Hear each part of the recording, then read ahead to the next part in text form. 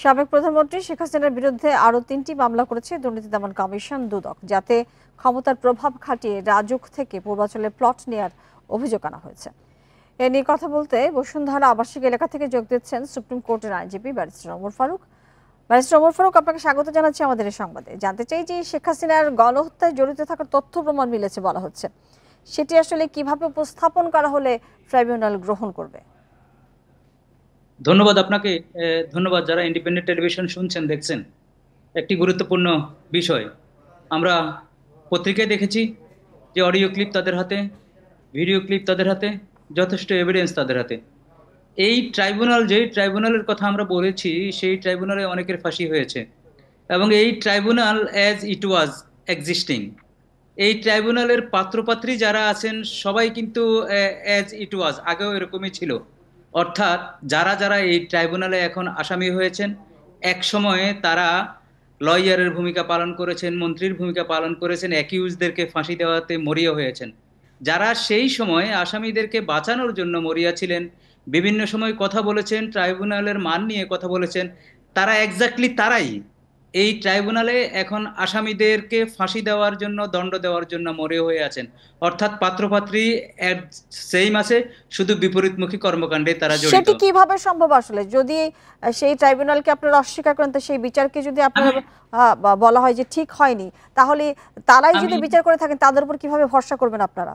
আমি বলতেছি এই ট্রাইব্যুনাল এত পাওয়ারফুল যে মাল্টিপল হেয়ারসে এভিডেন্স অ্যাডমিজেবল করে যারা অ্যাবেটার তাদেরকে ফাঁসি দিয়েছে। এই ট্রাইব্যুনালে যারা প্রিন্সিপাল অ্যাকিউজড তাদের কাউকে ধরতে পারেনি, তারা পাকিস্তানে চলে গিয়েছে, পাকিস্তানি সৈনিক ছিল।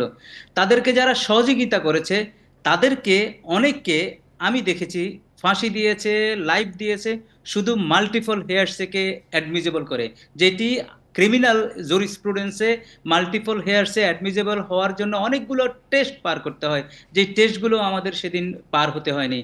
সেদিন এই ট্রাইব্যুনালে আন্তর্জাতিক মান করার জন্য যারা মরিয়া হয়েছিল, যারা সোচ্চার ছিল, যারা মিডিয়াতে কথা বলেছে, তারাই কিন্তু আজকে আজকে আসামিদেরকে এই ট্রাইব্যুনালে সাজা দেওয়ার জন্য মরিয়া। শুধু একটি জিনিস আমি আপনাদেরকে বলে দিতে চাই, এই ট্রাইব্যুনালে যাদের বিচার করা হচ্ছে তারা কিন্তু একদম প্রিন্সিপাল অফেন্ডার, এবং তাদের যে এভিডেন্সগুলো আছে সেই এভিডেন্সগুলো তরতাজা, এবং যেই এভিডেন্সগুলা একদম প্রাথমিক এভিডেন্স, সেই এভিডেন্সগুলা এখন ভিডিও ক্লিপ, অডিও ক্লিপ, এবং এবং সারা বাংলাদেশের মানুষ, সারা পৃথিবীর মানুষ যেভাবে প্রত্যক্ষ করেছে, দেশি বিদেশি মিডিয়াতে যে এভিডেন্সগুলো আছে জি, এগুলো অ্যাডমিজেবল। সুতরাং এই ট্রাইব্যুনালের যথেষ্ট পাওয়ার আছে এবং সেই পাওয়ারে এদের বিচার হওয়া সম্ভব। যেটি আমি বলতে চাই সেটি হচ্ছে যে ধীর গতি, অর্থাৎ আমরা বলি জাস্টিস ডিলে, জাস্টিস ডিনাইড।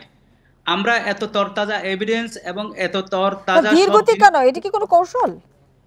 আমি বলতেছি যে দেখেন, যেটা একদম সেট আপ একটা পুরনো জিনিস, ইভেন যে সামনটা ইস্যু করা হয় সেটাও কপি পেস্ট হয় আগের ট্রাইব্যুনালের সামন, এবং যেই তদন্তগুলো করা হচ্ছে সেটাও যতটুকু জানি, যতটুকু শুনেছি, আমি আমি যদি ভুল না করে থাকি আগের ফরম্যাটে হচ্ছে। অর্থাৎ একটা সাজানো জিনিস, একটা সাজানো জিনিসে বিচার যদি একটু বিলম্বিত হয়, এবং যারা বিচার প্রার্থী, আবু সাইদ বলেন, ইয়ামিন বলেন, যারা মরে গেছে, যারা খুন হয়েছে, যারা দিনের যারা সম্ভাবনাময় তরুণ ছিল, তাদের বিচারটা যদি দেরি হয় তখন একদম যারা না, বিচার সেটি প্রার্থী স্পষ্ট। তাদের তো সেক্ষেত্রে খারাপ লাগবেই, গণহত্যার এই যে আমাদেরও খারাপ লাগবে। জি আসামিদের বিচার শেষ করতে আসলে কত সময় লাগতে পারে? যেহেতু আপনি ধীরগতির কথা বলছেন, সবকিছুই ঠিক আছে সেটি বলছেন, কিন্তু ধীরগতির কথা বলছেন, আমি তাহলে কত সেটি তো সময় যারা লাগতে পারে? যারা প্রসিকিউশনে আছে ওনারাই বলতে পারবেন। ওনাদের কি এখন 5 মাস 6 মাসে যতটুকু অগ্রগতি হওয়ার কথা ততটুকুই হয়েছে। আমি এটা মনে করি না 5 মাসে একদম ফাঁসি পর্যন্ত ট্রায়াল কমপ্লিট করে ফাঁসি দেওয়া মনে করি না।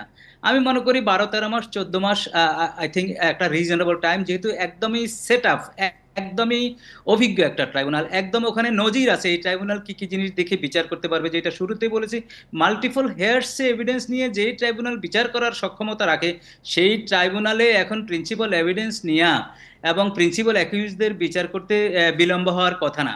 আগের বিচারগুলো যদি জি, পাঁচ খুব বছর ছোট্ট করে লাগতো, জানতে চাই, এখন এক এই যে বছরে এই সম্ভব। সমস্ত শেখ হাসিনার পরিবারের প্লট বরাদ্দে দুর্নীতি পেয়েছে দুদক, সেই সব মিলে আসলে অভিযোগ প্রমাণ হলে কি বিচারের মুখোমুখি করা সম্ভব হবে কি? এটা তো সম্ভব হবে কি, এই প্রশ্নের বাইরে শুধু বলতে হবে, সম্ভব করতে হবে। কারণ 18.5 কোটি মানুষ মুখিয়ে আছে, 2000 শহীদ যারা আজকে কবরে শায়িত আছে তাদের এই যে দীর্ঘশ্বাস, তাদের আত্মীয় স্বজন, জি। তাদের পরিবার পরিজন এবং তাদের আত্মহতি, এটার জন্য তো হলেও তো করতে হবে। শুধু করা হবে কি হবে না, করতে হবে, মাস্ট করতে হবে। যদি না করা হয় তাহলে প্রসিকিউশন দায়ী থাকবে, যদি না করা হয় এই ট্রাইব্যুনাল দায়ী থাকবে, যদি না করা হয় এই জি, ট্রাইব্যুনালের সম্পৃক্ত জনাব যারা ওমর আছে ফারুক, আমাদের সবাই হাতে দায়ী। সময় অনেক কম, আপনাকে অনেক ধন্যবাদ আমাদের সাথে যুক্ত হয়ে বিষয়ে কথা বলবার জন্য।